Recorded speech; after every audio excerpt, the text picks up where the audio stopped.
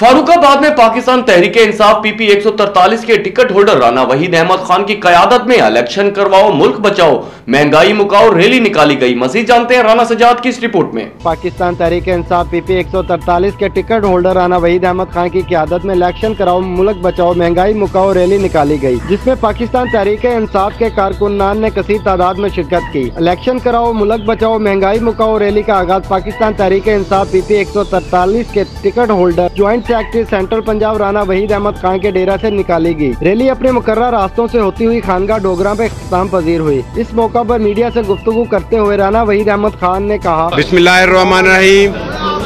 आज की जो हमारी रैली है, आप देख रहे हैं कि लोगों को जमे के फिर हजारों की तादाद में लोग महंगाई के खिलाफ और नया इलेक्शन करवाने के लिए निकले हैं।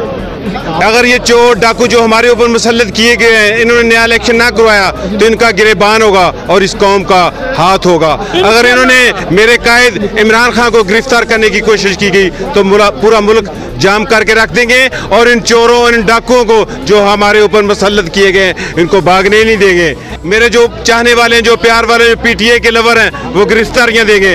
अगर जो हमें कहा लगी सबसे पहली गिरफ्तारी राना वहीद की होगी और हजारों की तादाद में मेरे इलाके से लोग गिरफ्तारी देने के लिए तैयार हैं। जो तरह तरह की फेक वीडियोस लेकर आ रहे हैं, ये कौम मानने वाली नहीं है। पाकिस्तान तहरीक इंसाफ के सीनियर रहनुमा joint secretary central Punjab Rana Waheed Ahmed Khan ने मजीद कहा कि मौजूदा हुकूमत मुल्क को चलाने में नाकाम हो चुकी है। मुल्क को बचाने का एक ही हल है कि इलेक्शन कराए जाएं। कैमरामैन टीम के हमरा राना सज्जाद, राज न्यूज़, फारुखाबाद।